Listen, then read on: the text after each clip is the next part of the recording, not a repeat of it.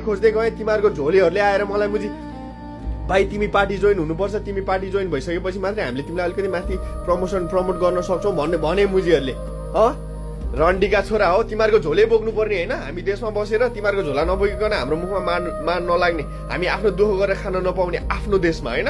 माछी मन दुखेको छ क्या, मन चिया भएको छ। मलाई मुख छाड्न त मन छैन नि, मन चिया भएको छ नि त। म चुप पनि बस्न सक्दिनँ क्या।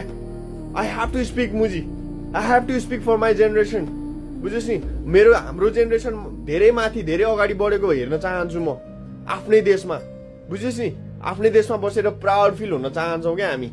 तर हामीले पाएनौँ क्या त्यो मौका, किनकि रन्डीका छोरा बाबुराम, माचिक्री प्रचण्डे, केपी ओली यो रन्डीको छोराहरूले मुजी राजनीति गरेर हो क्या। बुझिस् नि, माचिक्री तिमीहरू सबको काल आउँदैछ मुजी। एकलाई माचिक्री बिच सडकमा लिएर गएर नाङ्गै झार पारेर माचिक्री सिस्नो पानी लगाएर चाकमा मुजी त्यो पन्यु हुन्छ नि, पन्युलाई रातो बनाएर चाक दाम्दिने हो यिनीहरूको। माचिक्री तिमीहरूलाई मार्ने हो। बाबुराम भट्टराई, प्रचण्डे, केपी ओली, शेरबहादुर देउवा, वर्षमान पुन मगर, रक्षा बम, त बम रन्डीको छोरी त पनि मर्छेस्। चेतना भया माचिक्री त बुझेस् नि, त होस् मेन नायिका अहिले मुजी यो सरकारको मेन नायिका त होस् रक्षा बम।